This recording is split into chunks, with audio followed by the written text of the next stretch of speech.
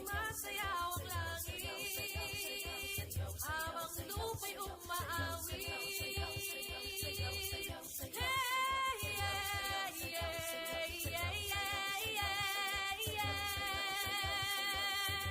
Sumasayaw ang langit habang lupa'y umaawit.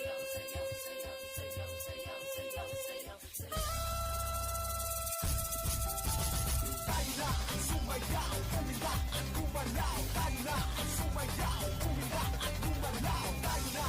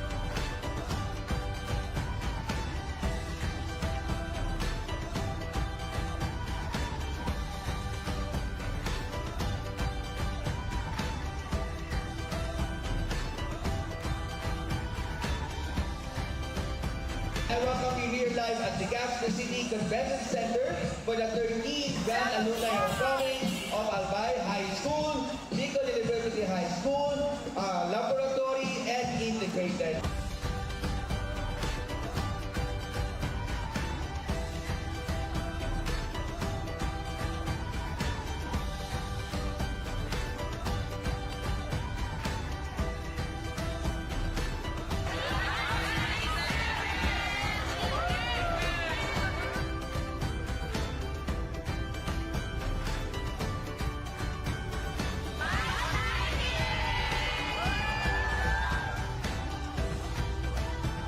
We are really glad and igwa kita makikataon na araw ka rin, kaglibanan, and mag-reminisce, and sana po, bungal daw, yung kita dito, and we welcome you all for this 13th Alumni Homecoming.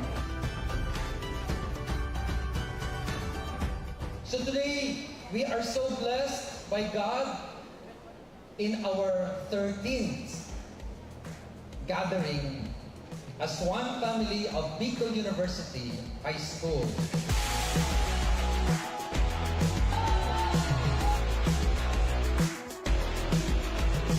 Oh, I'm feeling better than I ever had before. Took a walk outside, like Sunday morning, sunshine and a cup of coffee. Memories are special moments that tell our story.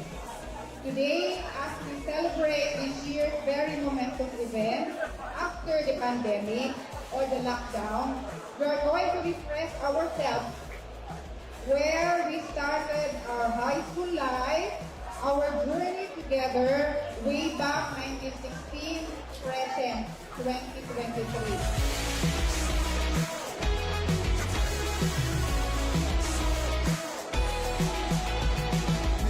A flower, colors in a field are shining bright on a warm summer day. I swear I'm alive, more than any day that I have ever been. And I'm loving the smile. Homecoming is a time of great excitement and remembering the significant years of our lives.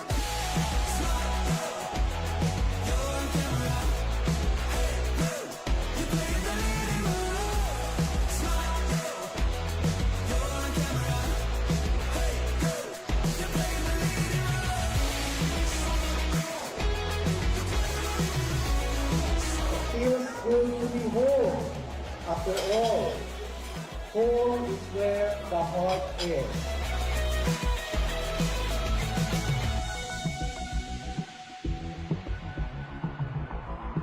Maganda ang reunions. Maganda ang pagkikita-kita. Subalit, lalong mas itibay ang samahan kung ang bawat isa ay mag-iisip at magtutulungan para sa ikaunlad ng ating minamahal na Bicol University.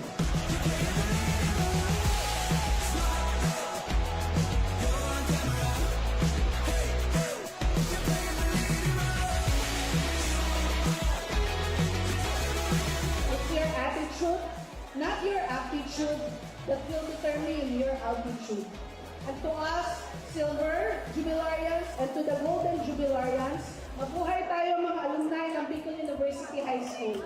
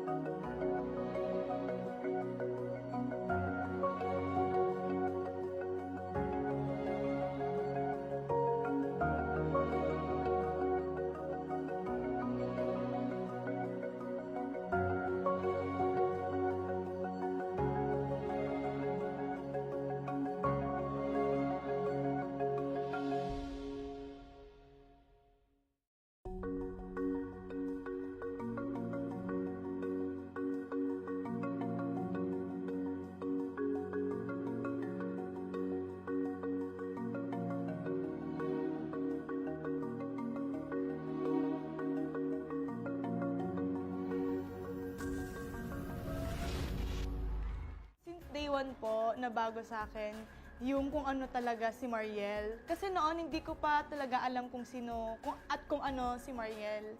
And ngayon na nandito ako sa The Clash, napagtanto ko na si Mariel pala ay palaban. Medyo makulit lang pero palaban pa din. Nung napunta po ako dito and nag-join sa The Clash, akala ko nung una parang pista lang yung pagkakantahan ko.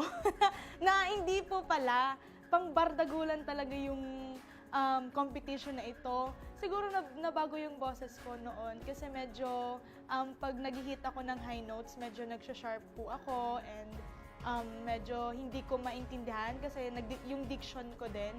And nung pumasok po ako dito sa The Clash, sobrang nabago din yung boses ko and nasa sakto na yung nota and yung diction ko din. Yun, natutunan ko din kung paano yung A, E, I, and U, ganun. Yung sabi sa akin po ni Miss Jai ay ayusin ko yung mga high notes. Kasi minsan maabot din sa point na nagsishaky po ako and yung diction ko din. And maging storyteller din ako sa pagkanta. So yun yung tinandaan ko po. Siguro, Diyos ko, gaya nga po yung sabi ko nakaraan sa VTR, pangit na pangit ako sa sarili ko. Kahit ngayon. Di ba nung nakwento ko na sa VTR na sobrang pangit ko nung bata ko, pero ngayon, sorry. Sabi ng papa ko, maganda daw ako sa TV eh. So yun, prinsesa ng Riles yung tawag sa akin doon sa PNR. At nalaloka ako. So yun, parang feel ko din na medyo tumaas na din or tumaas na din yung confidence ko. And syempre, yung pa ako din, syempre, baba pa din sa lupa. Pero yun, nakakatuwa lang kasi na-feel ko na unti-unti na medyo okay naman pala yung mukha ko. So ganun. Ganun po. I thank you. Nung nag-TV po ako, noon kasi simpleng dalaga lang ako sa PNR. So, lumalabas ako ng bahay na walang ayos, walang makeup, kahit lagay-lagay sa kung ano-ano sa mukha, wala akong nalalagay. Siguro lip tint lang, kasi medyo maputlain po ako eh. So ngayon, parang kahit nasa mall ako, parang dapat magsuot ng pang-alis talaga, yung naka-jeans, yung pang-fashionista. Kasi pag nagmumall ako, naka-t-shirt lang, naka-short lang, naka-chinelas. So parang iba din talaga yung naging lifestyle ko din simula nung nag-The-Clash ako. Kasi dapat prepared ka na kung may magpa-picture sa'yo or kung baga may kumuha sa'yo, at least prepared ka sa sarili mo na okay yung suot mo at medyo fresh ka. So yun, parang pag binabalikan ko yun, ang pangit ko talaga. Kung sa probinsya naman ay roller coaster talaga yung buhay ko. Dito sa The Clash, sobra. Kasi akalain niyo po, nagmamatira-matibay ako, nabobotob ako, and to the point talaga na natanggal ako. And ngayon, nag-flashback at nakabalik ako. Sobrang unexpected talaga yung mga pangyayari. And sobrang thankful lang po ako ngayon, sa situation ko. Dahil dahil ko pa yung nasa.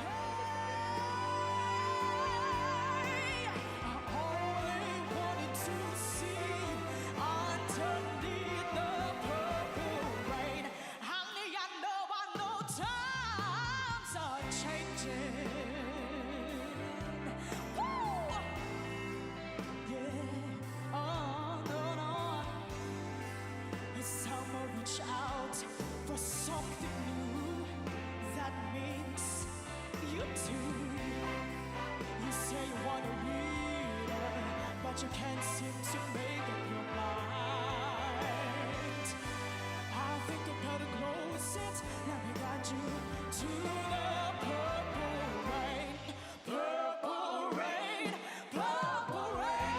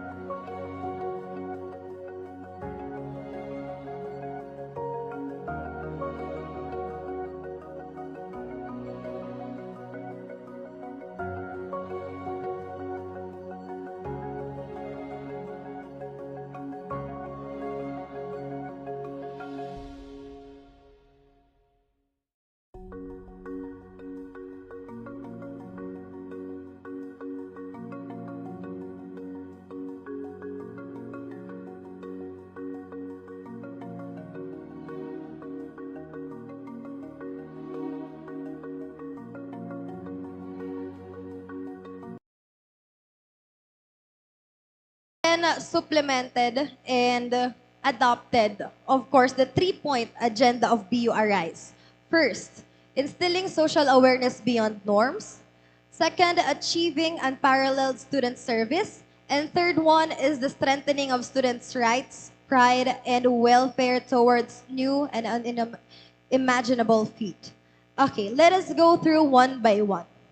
Instilling social awareness beyond norms, such as the collaboration to extension programs with NGOs, private and public sectors in support of the urgent calls of our scientists regarding the Earth's climate situation, and partnering with legal advisors, our legal office in Bicol University, to heighten awareness of the students to pressing issues. Next slide. Okay, for the next slide, we can see the participation of the University Student Council in the awareness of HIV happened here at Bulbagan BUNyo. We have partnered with the BU Health Services in order for us to impart to students on what it is like. I mean, the importance of being aware in this situation. Next slide. Okay, by our USC auditor, the grade of the environment, what is happening in the climate, and such things. Next. Yeah. So we had, not only that we had postings in events, but also we had this competitions and contests. We also have face-to-face events. Next slide. That is happened here at BU OSAS as well. Of course, in order for us again to support the first agenda of BU Arise is to broadcast what is the thoughts of the University Student Council in line with the budget. Also had the support in the campaigns for the equality of our brothers and sisters in the LGBTQA+ community through having the statement of support as well from the colleges. We also had the promotion of women empowerment through, of course, partnering with Gender and Development of Bicol University. Okay, so that was the first agenda of BU Arise. Second one, the second objective is achieving unparalleled student service. So what we had in mind here is to adopt really to the limited face-to-face and transcending into full-face learning, that we shall be able to augment services for the students upon the implementation. We have to support the smart campus development for accessibility of e-systems and allocate funding for student development and student representatives such as athletes and researchers as support. And of course, it is very important as well for us to remember that we have to have continuity of flagship and emblematic programs of the University Student Councils for the past years. Okay, starting off with just the assistance and lending our manpower and assistance to BU OSAS for enrollment system, ICTO services for the wide publication of their services and support, publications of boarding houses and dormitories for our fellow students that are boarding in Legazpi City and Daraga. Next. And we also had last enrollment. We visited, every enrollment, we have to visit the satellite campuses in order for us to really be on grounds and to know what is happening in the satellite campuses as well. So we visit Gubat, Pulangi, Tabaco, and of course, CAP, BU Ginobatan. The Libreng Sakay, which I had mentioned last State of the Students address, which has helped a lot of students. Okay. And of course, part of the student service and the objective of Arise to reignite the BUNyo spirit, although we did not had the permission back then to conduct a full blast face-to-face concert. We just roam around the campus, presented ISCO, just to have that kind of camaraderie and to feel the warmth, what is like being a BUNyo. Because back then, again, di pa po pwede yung face-to-face events. So we had to conduct this kind of events virtually. Okay. Freshman welcome party again. Okay, next. Then come along with the concert. Actually, this is a student festival, and we have to keep in mind that not only we have to secure the security, we have to have the security and safety of the students and their well-being. We have also to take care of their psychosocial welfare. So that is why we oftenly, conduct this kind of events for them to be able to see each other and to feel the university life. This is again a promotion of the Albay in Action for Climate Change, A2C, to our most populated event to date. Okay, that we can see the crowd. And this is for the Student Congress as well, again, reigniting the university life. Next. Okay. So part of the agenda, of the second agenda of BRIs is of course to cultivate talents and skills of our fellow BUenos. So back then, here is one of the activities that have promoted the skills of our fellow BUenos in line with the esports competition. Next. The search for Mr. and Miss Bicol University 2022. Again, thank you so much to our dearest sponsors and of course our working committee for making this all happen. Part of our student service as well is providing insurance to BUenos. So that is why our finance committee has been very active in informing and disseminating information when it comes to the requirements on how to avail the student insurance and what is the benefits of paying 20 pesos for insurance. Part of the student services is to have the BU merchandise as well, which is called the BU labels. Student services, again, provided by the income-generating projects of Agapay BUeño. We can see the different lists of beneficiaries from different colleges. And the load card distribution, again, by Agapay BUeño. Okay, nakagilid siya. Sorry. Okay, again, the uniforms as per mentioned by our business manager. Next. And part of the services is, again, maintaining the well-being physically and mentally of the students. That is why we are often in contact with the guidance services as well. Next, please. Here is also the university-wide health caravan by the Bugaay, and we have partnered with Bugaay in order for us to ensure that the students are physically healthy through these consultations and medical services. And in order for us to achieve modernization in the council, especially in financial transaction, we would want to transcend from physical receipts into digitalized one so that we can able to see the receipts that we have on the convenience of our mobile phones. So we had the rewards, we had na-comment din namin yung mga CSCs that have participated sa BU e-receipt system because actually BU e-receipt system is one of the, very good when it comes to the transcending into modern transactions because actually it's a two-way benefit kasi nabe-benefit yung students that they have the convenience of having their receipt system and we are actually benefiting from it kasi hindi kami nahihirapan for the reports of the inflow and outflow of the money. So thank you so much, Miss Clarence, Quarta BU, and of course Joey V for having the e-receipt system. And next, we had the last objective of BRIs, which is strengthening of students' rights, pride, welfare towards new feet. So we want here to impart proactive leadership to student councils and support student-led advocacy such as SOGIAN and environmental campaigns, and reignite the pride of BUeños, preserving BU community culture and traditions. Here, we want to maximize the exposure of our student athletes, of our student performers, our student researchers, and all the other talented BUNs out there that have been competing and representing Bicol University right before our eyes. We always give commendations, we always give our appreciation to these students that have played a vital role in representing Bicol University outside. Okay. Next. Next.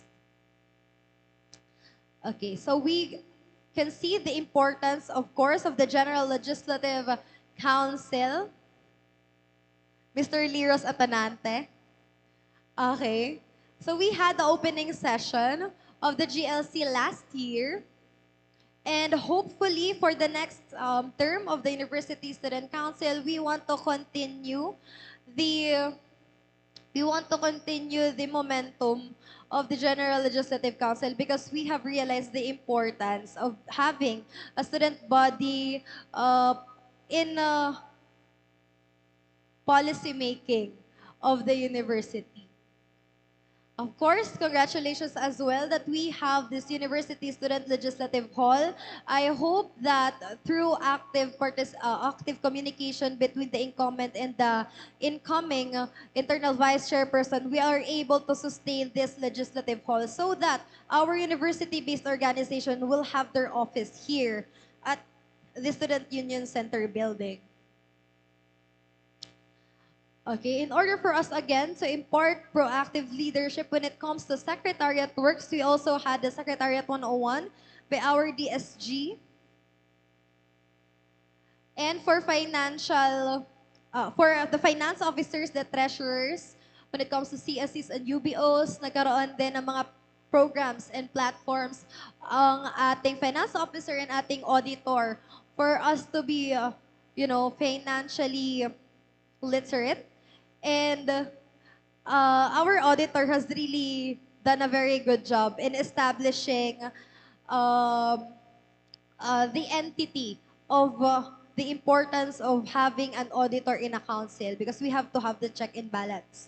And actually, auditor is one of the plays crucial role in a council because they have to maintain the integrity when it comes to financial and as well as the overall evaluation of the council.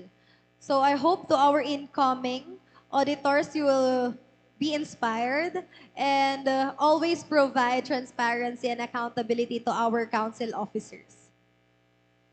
Okay? Again, in order for us to support that, we have to impart proactive leadership. We want to produce new set of leaders. That is why we have recruited a new generation of junior counselors, and we have created 3 ad hoc committee. First is the technical committee. Next is the creatives committee and the documentation committee. In order for the students to be involved as well, we had to maintain the safety of our fellow BUNs near Daraga. So we also had the joint statement, conducted a meeting with Bicol College BOS, and provided a statement, and of course took precautionary measures through the office of the mayor of Daraga. To support our student entrepreneurs, to support our leaders that is doing well in business, we have to acknowledge as well their small businesses that transcends, from the classroom setup, they have transcended into their own self-identity. Through the Student Expo, we give recognition. We also give cash prizes to, again, kickstart the funding for their businesses. And we hope that they become the top entrepreneurs in their own respective fields through this. Having the services of the SIM card registration, because I think it's still ongoing as of the moment. Next. We also had benchmarking activities in order for us to widen the network. But actually, we're very proud to say that the SUCs are coming to us for them to benchmark our best practices. That is why not only we learn outside, but also we can also share. For example, the BISCAS, State U. We also have here the BULSU, Bulacan State University. Next. Ay, hindi ko pala dyan nalagay yung VVES. Naalala ko, nakalimutan kong yung na-download ko. Sorry. Okay, next. Again, promoting the local businesses of our students through having the booths, the college booths as well. I hope nakapag-generate kayo ng income dyan. Next.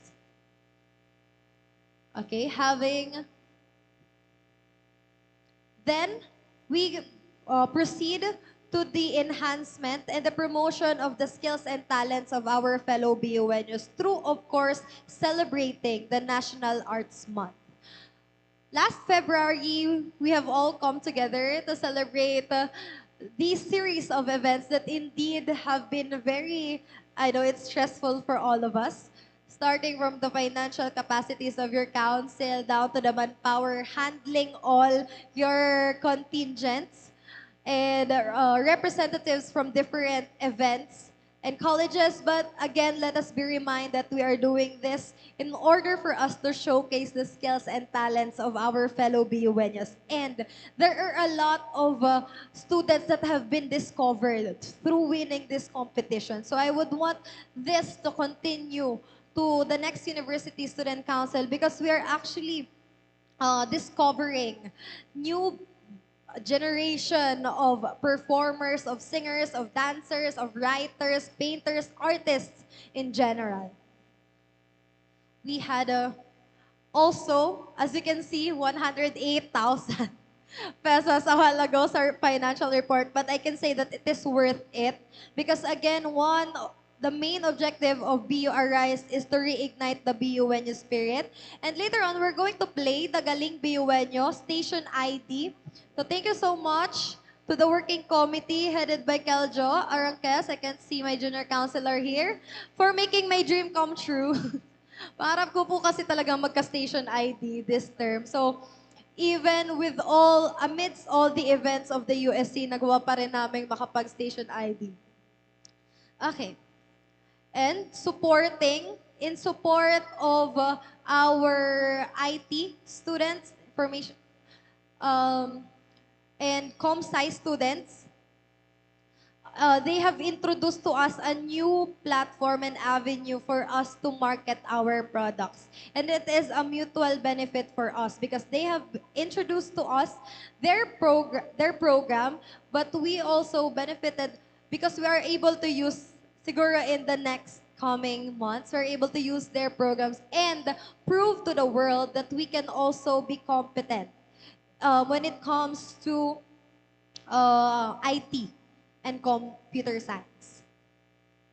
Okay?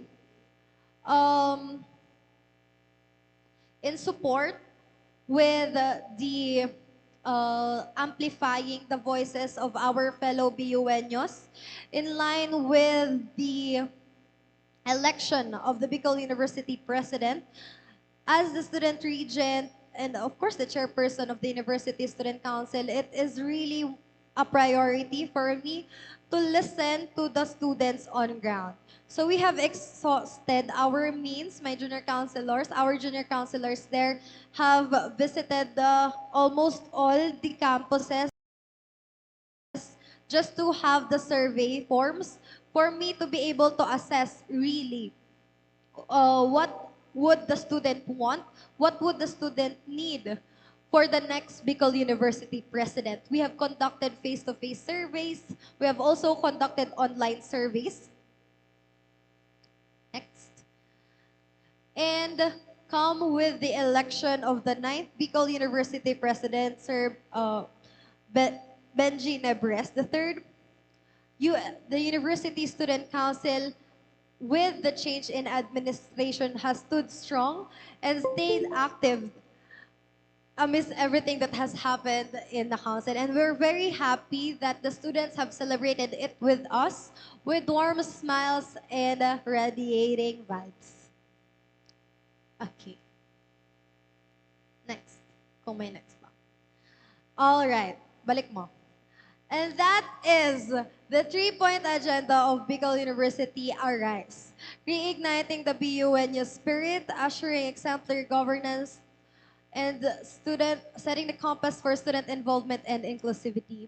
And also, with that report, hindi po talaga dyan nakalagay lahat. All the silent efforts, the quiet efforts of the council will never be reflected on that PowerPoint. But I hope then again, our fellow BUNUs have felt that this term, we really would want to reach out to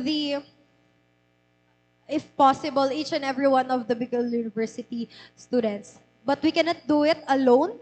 Us 10 officers and the 100 of our junior counselors cannot do it without also the help of the College Student Council. So let me give you a warm of applause as well.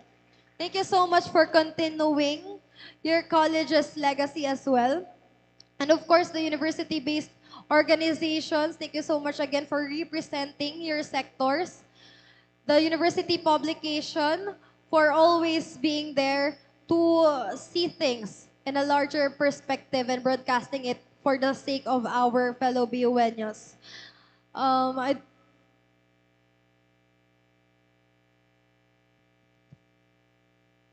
Hello? Okay. I don't want to forget anything. Let me also take this opportunity to thank the committees, James, Steve, Clem, the executive officers. Di ko na kayo isa-isayin, kilala na kayo. I'm quite actually being here in front reporting my last chairperson's report. I'm actually very nervous today. Probably because wala na kaming tulog for the past days. But I think I'm just a little bit sentimental for everything.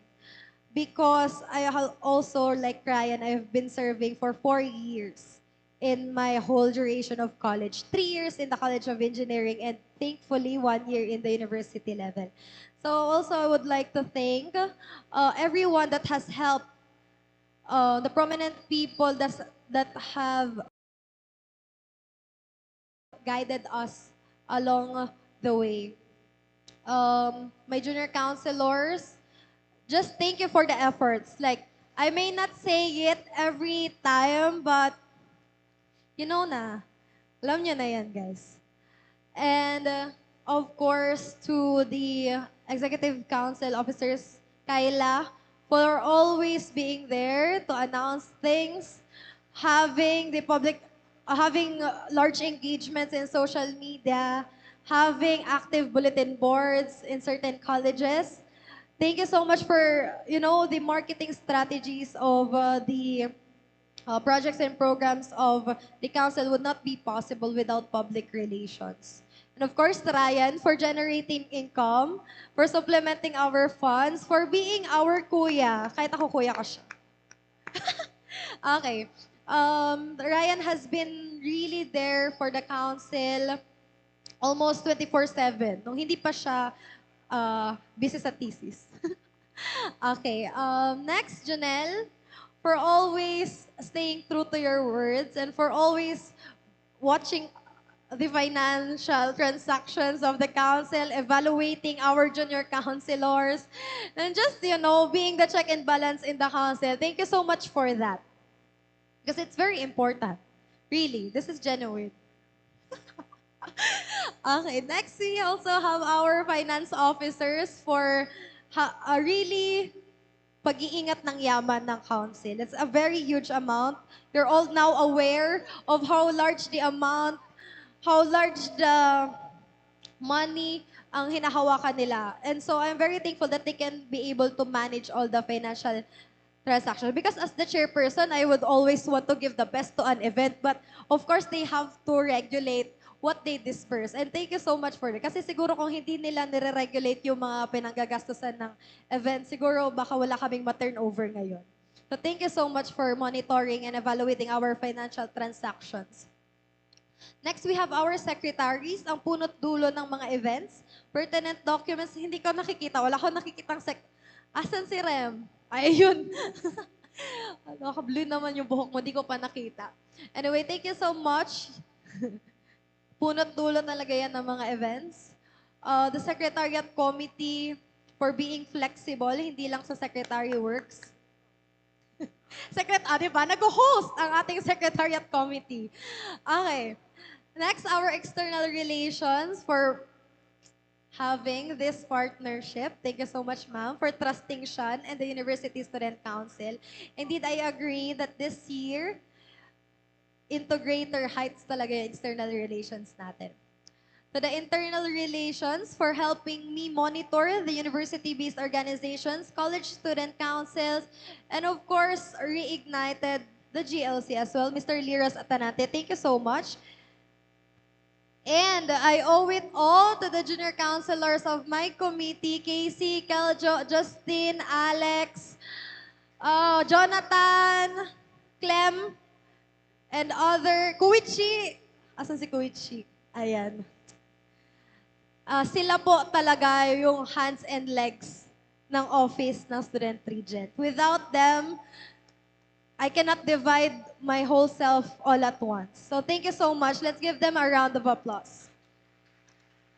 Okay, with all that said and done, I am very thankful to have served the Bicol University students and as well as the Bicol University as a whole. So I hope that everyone would leave this room feeling a little light because I want to end the term with a light heart and at peace. So I would want to see later on the faces of the incoming USC officers so that I would really be in peace. Kasi syempre, iisipin natin yung mga maiiwan natin.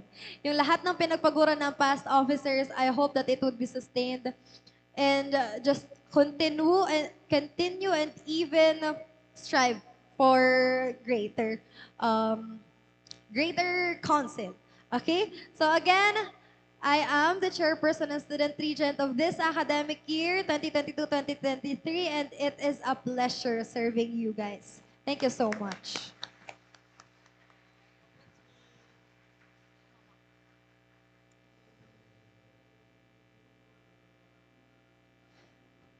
All right, there you have it, ladies and gentlemen. Thank you so much. Our chairperson and student regent for the academic year 2022 and 2023, Ms. Asher J.T. Azul, for that very transparent and informative report. Now, to give us a glimpse of what happened throughout the entire academic year, we have prepared a simple documentary by the USC executive officers. So, ladies and gentlemen, may we request your eyes on our LED screen. Thank you.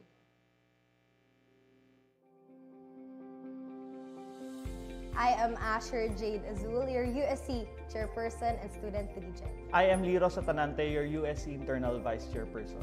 I am Sean Bofete, your USC External Vice Chairperson. I am Remy Estefany P. Baldorado, your USC Deputy Secretary General. I am Clarence Chananyeva, your USC Finance Officer. I am Joey Villachago, your USC Deputy Finance Officer. I am Ryan M. Basanta, your USC Business Manager. I am Kyla Marie Ruiz Sevilla, your USC Public Information Officer. It has been an honor serving you. The Pride Month celebration, which took place last June, I was the honorary chair of that initiative. So on the finance side, it's a little bit challenging since we had to fund it using the little money that was actually turned over to us. One of the closest events of the USC that's closest really to my heart. Kasi yun yung pinaka-first event namin na meron. And of course, I was a DSG, but instead, since wala kaming junior counselors nun masyado, together with the volunteers, I was one of those na nag-edit ng layouts and nag-edit ng mga video for the advocacy. Because we are able to include the LGBTQIA+ community, our brothers and sisters there. That's one of the events that's really closest to my heart. But yep, congratulations to the event head for making it a successful event. Nagsimula ito nung first term ko as USC Business Manager, 2021 to 2022. Ang Agapay BUenyo ay hindi lang nakatuon sa mga load assistance, kundi ang Agapay BUenyo nakatuon din sa medical assistance, sa load assistance, financial assistance, educational assistance para sa mga BUenyos. Yung transition from the online modality to face-to-face. So, meron pa rin naman challenges existing sa mga students natin. So, Agapay BUenyo is a big help para sa ating mga students. And it's really manifesting na yung funds ng USC is also flexible to assist para sa mga needs nila. So, bali, itong proyektong Agapay BUenyo, student assistance project siya, na kung saan 2 taon siya na nagamit ng USC, ng University Student Council, at napakaraming BUenyos ang natulungan nito. Naalala ko ang BU Libreng Sakay, nagsimula ito sa shift ng online learning into face-to-face classes. Diba, we transitioned to blended learning modality from online classes to blended learning modality, and it's a nice way actually to welcome the BUenyos back then. We don't know the struggles that's being faced by the students before. As the University Student Council, we have to acknowledge that there are really students that struggles na maitawid ang isang araw. Kasama ang mga iba't ibang lokal na gobyerno sa buong probinsya ng Albay. Nagkaroon kami ng magandang proyekto.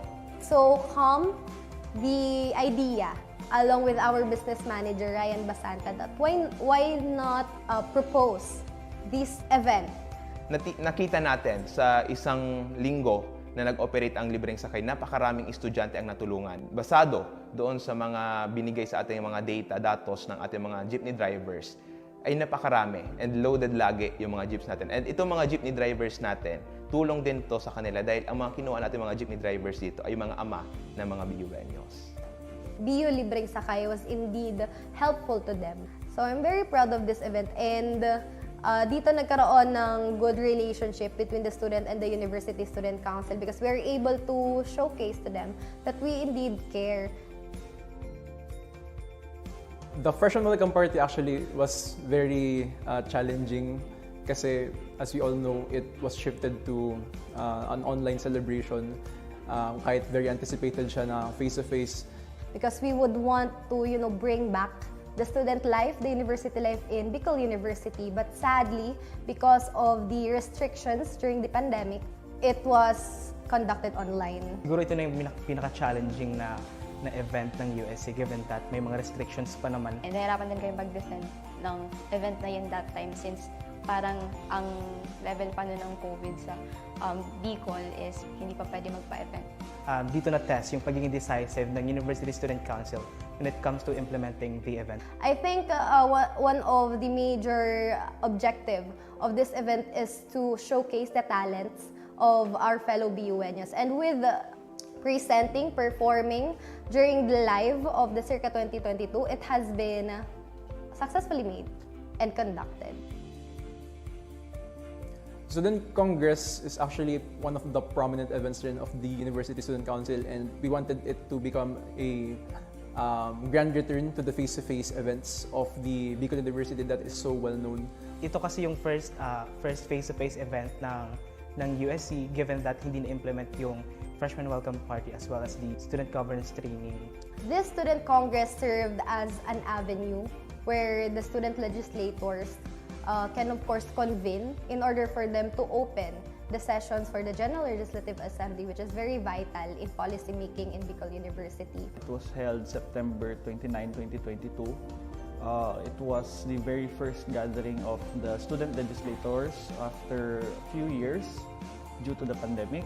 Siguro, yun yung pinakauna kong involvement as one of the presiding officers. Because it is the first ever face-to-face again after 2 years, 2 academic years of pandemic, it was of course challenging. But then again, all of those mishaps and all of those pagod is worth it whenever you can see face-to-face the faces of the students. Nakakapagod siya, pero of course, seeing the faces and the smiles of the students, of course, at the end of the day, it was really fulfilling. When you see a student smiling because of the event, they enjoy what we offered, the collective effort of the CSCs, the UBOs, the CBOs, and of course the USC, the publications. It's all worth it. Student Enterprise Expo and Competition. Itong proyekto ay nakipag-ugnayan tayo nito sa Office of the Student Affairs and Services. Noong din pa lamang dito ang ating 9th BU President na si Dr. Baby Boy Benjamin de la Peña Nebres III. May dinner lang kami noon and nakita namin may mga bata na nagtitinda sa labas. And sabi ko, sir, why try natin dalhin ang mga produkto ng BUeño sa isang proyekto? And dito nag-come up ang Student Enterprise Expo. And ipinag-isa namin ang proyektong ito para yung mga tao, yung mga BUeños, alam nila na meron tayong OSAS at meron tayong USC dito sa Bicol University. The A2C2 concert, wherein I really have to clarify that the USC had little to no expenses during that event. Again, the documents and the preparation for this was very hectic and difficult because we had to coordinate with big people apart from the Office of the President. We really just had to make the particular partnerships to bring that event into our university.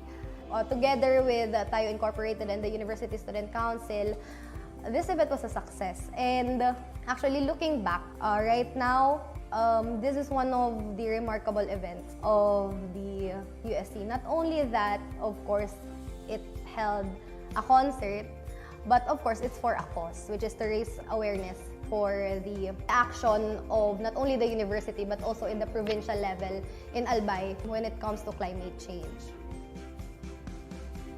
Ang BU Labels po, isang proyekto na kung saan nagsimula pa siya year 2011. Noon, yung mga surunod na bagyo, yung bagyong Ulysses, bagyong Rolly, nagkaroon ang USC, ang University Student Council, ng isang relief ops.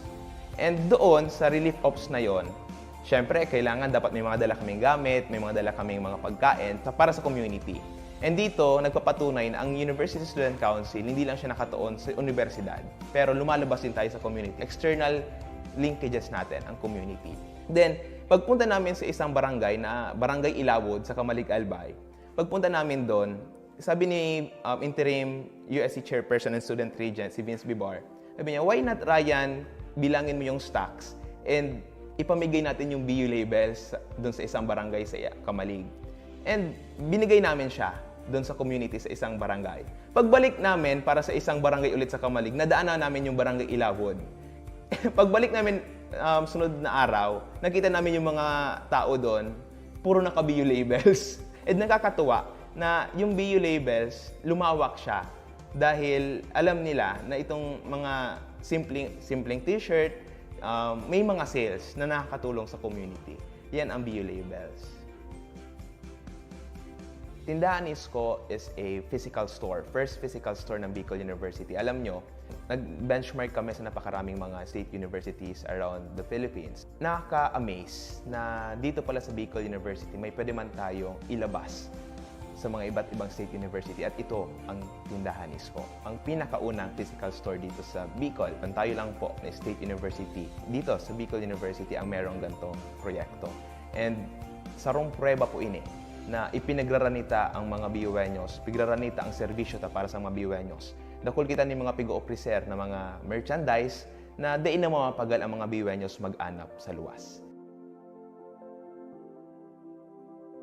So, the Ultimate Prayer Guide was actually the first finance-related event that I headed during our term. So, ito yung pinaka-goal namin ni our finance officer, Clarence Genevieva. So, kasi one of our mentors said that no one is really actually ready for the job. It was basically training for our CSE treasurers and DBO treasurers and stuff, people like that. We really need to help them para mas maging organized yon. And through this initiative of the Finance Committee is mas na-help natin yung mga finance officers natin. And I can say that it has been a successful one. And lastly, I was able to establish an early relationship with our CSE treasurers that I really needed as the USC Finance Officer. Green visions. So it's nice that we have an advocate for nature. The initiative of the auditor for that is very commendable. So it was implemented, successfully implemented, no? So maganda siyang opportunity to really introduce what is happening, what could be done to at least ease the crisis that we are having right now. Nababalik tayo sa thought na since nasa office tayo, we should uphold environmental sustainability. The search for Mr. and Miss Bicol University 2022. It is nice kasi we are able to showcase not only yung orag or yung galing ng BUNU, but also we are able to show the beauty, diba? Beauty in and out of BUNUs. What I would say that this is an affair or this is an avenue for people that has been advocating for something. But all throughout, it has been good. And probably one of the most successful events of the Bicol University Student Council noong 2022. Search for Mr. and Miss Bicol University allowed the USC to give a platform to advocates. Not only that we have discovered another set of advocates for a cause, but also we have discovered the new generation of leaders. It's one of the memorable events of the USC because, of course, we have reported what we have been doing. Kaya syempre, in pursuit of transparency ng University Student Council is we showed to BUNUs kung ano ang naging pamamalakad natin during the first semester. And maganda siya because we are being transparent. We are informing them not only the accomplishments or the activities that we had, but also the financial standing that we have. Syempre, we are talking about money. So kasama siya sa SOSA. And that's one of the highlights of the event. Really, to show to the BUNUs kung saan napupunta ang mga binabayaran ng students. And during that event, pinakita namin yung financial report during first semester as well as the accomplishments of the University Student Council. Our council this term would like to highlight the transparency and the accountability of the University Student Council. Sulong BUNU was one of my initiatives. It took place last December 12. One of the support that the External Affairs Committee provided was the provision of gadgets to the selected students. Ngayon pa lang tayo nagkaroon ng face-to-face classes, so we know that not all BUNUs can really afford, diba, to purchase how many pairs of uniform. So it is just nice that we have this project kasi kahit paano, we are able to help those who are really in deep need. And thanks to our sponsors, we were able to not just give uniforms to our beneficiaries, but also provide yung tablets, monopads, scales, and yung power banks sa mga students na naging beneficiaries and yung mga CSEs na naging present din. During our term, di ba, we are able to share kung ano yung meron tayo, blessings na hindi lang actually nanggaling sa USC, but also blessings coming from other people. Ang mga nakuha rin nila during the raffle is nakatulong sa mga offices nila and sa day-to-day life nila. BU eReceipt system is one of the flagship programs of this term. The launching of the eReceipt system was something that I'm really proud of. Introducing a new system in financial transactions is actually a risky move. And I can say that this has been a really successful one because we had more than 20 participating biller organizations. Sa pag-launch ng eReceipt system is mas naging effective and it's a revolutionary for the Bicol University to implement this kind of system in order for us to also systematize our finances. And during our term, we changed all of that. With the technology of QuartaBU, we provided student organizations with a platform to send their own eReceipts on their own. Imagine how empowering that is to our student organizations. Okay, so the BU SIM Registration Blitz is actually a two-way project. First, of course, yung aim niya is to help students compliance with the SIM Registration Act or the RA 111934 or the SIM Registration Act.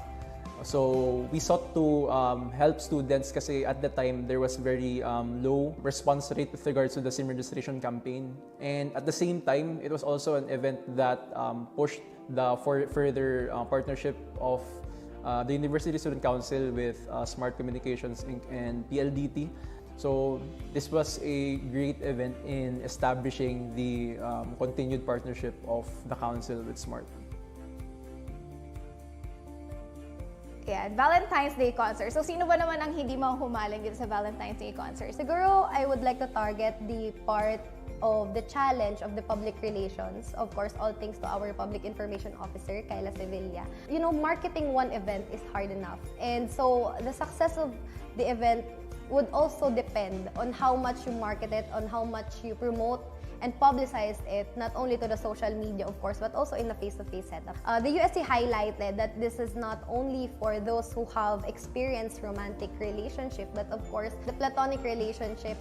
And the Valentine's concert is one of the events that catered for the well-being. So this one is very relevant then. Annually happening in Bicol University, Valentine's Day, right? So it could be in a form of concert or any other pakulo na pwedeng mangyari. Pero maganda siya kasi parang you're able to at least ease the tension that you have there. And maganda siyang way to relax the students. Na parang, okay, let's have fun first, ganyan. Hindi puro yung ACADS kasi it's very stressful. It's like a psychosocial activity because of the academic workload, the academic responsibilities of our fellow BUNs. And we would like to give them an avenue for them to be able to breathe and just enjoy. And of course, it also showcased, again, the talents and the skills of our fellow BUNs. Actually, Valentine's concert is the opening of the February Festival. Yon, yung sa Pistakan Dunong Asin Orag din BUNyo. So, medyo challenging din siya sa part ng University Student Council because simultaneous yung mga events natin na marami and dito na-test yung manpower ng US and how to delegate task effectively. Naging effective naman siya so far and nakapili tayo ng mga participants para sa mga future contest na ilalabas ng Bicol University.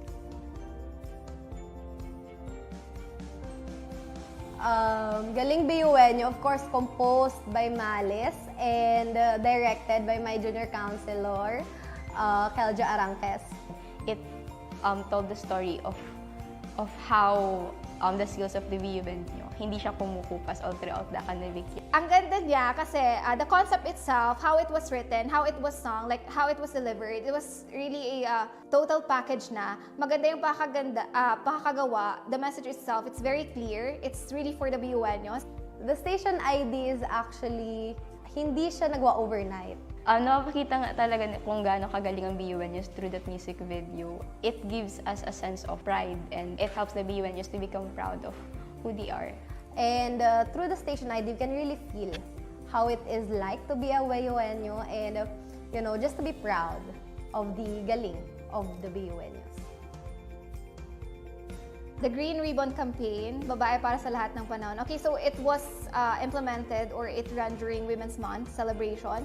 It is nice kasi we are able to recognize the potentials, the power of being a woman, di ba? We had activities there, like if I can still remember it right, we had notable speakers. And by the way, when we say Women's Month naman, it does not only refer to female, di ba? So it could be a part of the LGBTQIA community or what makes you a woman. So maganda siya. It is one of the highlights then of USC for this academic year.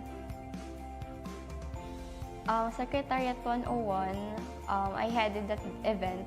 It was a crash course, but it could have been better if naging face-to-face siya. Parang it is an organized project of USC then to at least introduce to the BUNyos, especially to the student leaders who are really concerned with secretariat things. Siguro ang magandang part sa Secretariat 101 is yung na-publish namin and na-disseminate na Secretariat Guide wherein it was utilized by the secretaries of the UBOs, CSCs, DBOs. Of course, when we say files, it really has to be organized. Meron tayong sinusunod because if we do not have that certain format, diba, magkakagulo lang. So, I'm very thankful na naisulong pa rin yung Secretariat 101 despite na madaming events noong February and January nun. Huron naman, what I like about Huron is that we are able to really listen, hear the calls of our students, of course through the representation of the student leaders per college. Kasi ito yung selection process ng next Bicol University University President. So the Executive Council initiated this event. In which case that the General Legislative Council offered the decision by the student body. This is an avenue for the Office of the Student Regent to actually hear the sentiments and the voices of the students on grounds. On whom to vote and whom to recommend as next BU President, the Chairperson and Student Regent. I recognize the fact and I respect the fact that I am elected by the student body, and it is important for me to give back by hearing and by listening to what they want, to what they need as the next Bicol University President.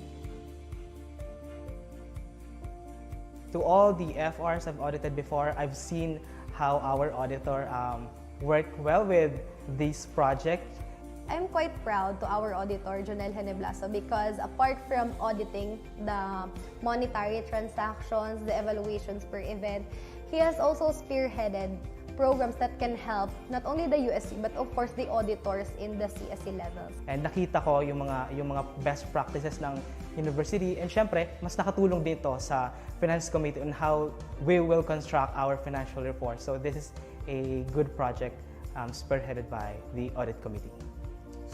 We also showcased here transparency and how things work within the committee, like if you're an auditor. So it's nice kasi you're able to also help and to acknowledge how it really works. Syempre, if you're an auditor, you have to really be transparent. You know how it is done. So it is nice that we have this one. BU Arise has one main objective, which is reigniting the BUNU spirit through ushering governance, good governance, and setting the compass for student involvement and inclusivity. So with all of the events that we have presented as the University Student Council, from the face-to-face events down to the quiet efforts of the University Student Council, I can say that our term, this academic year, was a very successful one. Because it is hard to imagine as a student transitioning from online classes to face-to-face setup. Being a student itself is hard enough. So we had to deal with a lot of changes in academic affairs, in administration and finance. We had also to deal with the change in guideline. The term right now, the 10 executive officers right now really done their best to deal with the pressure. And BU Arise has just that one main goal of reigniting the student tree, the university life. And etong term na to, hindi niya lang yun nagawa, but has offered so much more. And I cannot thank everyone enough because I can really feel the passion and the drive of these people around me, that they want to also, help in achieving the goal of BU Arise. And of course, I am happy because during my term as the CSR right now was fulfilling, if I may say. So, if I were to evaluate all of the things that have happened when it comes to student service, student welfare events, and considering the fact that we had the change in administration during my time. So it was really, it's like all of the change that you could possibly see is in this term. And I am very proud that our council has adopted and has responded to the changing needs, not only of the students, but of course the university.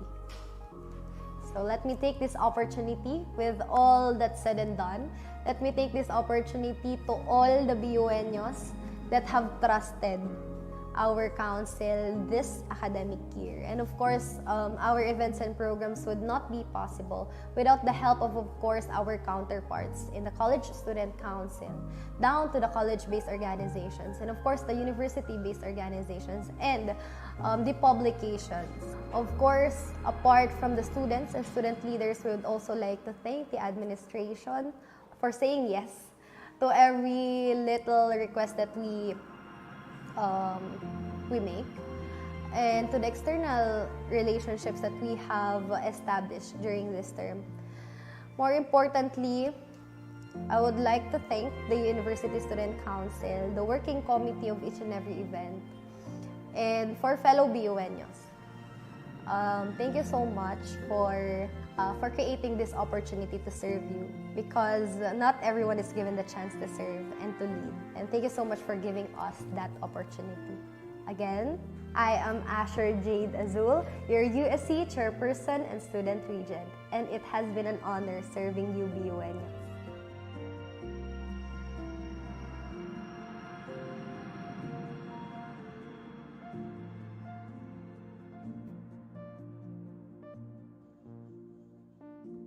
Right, so I don't know what to feel kasi kanina ko pa tinitingnan talaga si Ate Asher habang piniplay yung video. Ayan. Diba? Pero being one of the members of this student council and being a member or a junior counselor for the past years, kasi 3 years na akong being a junior counselor with the, under the Secretariat Committee, this has been my favorite student council officers. No, no bias, pero dito talaga, like, you know, face-to-face events and everything. So, it is now high time to give recognition and credit where it is due. So now we have the awarding of tokens and certificates to the Bicol University organizations, starting with our external partners.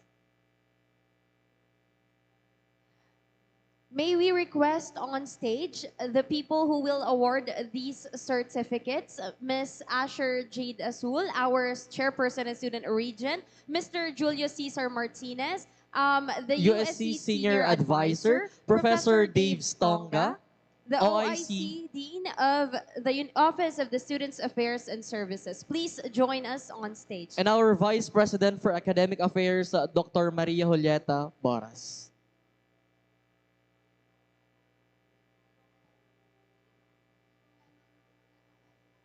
And Mr. Sean Bufete, our External Vice Chairperson. Ladies and gentlemen, while we proceed to award the certificates and tokens to the Bicol University organizations, we would like to announce that the gracing table is now open, so you may go at the back and kindly help yourselves to some food and enjoy it while we recognize these people. Citation reads, State of the Student's Address. This is the school we wish to sing, of a school to honor and revere, a temple built by man of firmness, a mold for you to walk with pride, for he will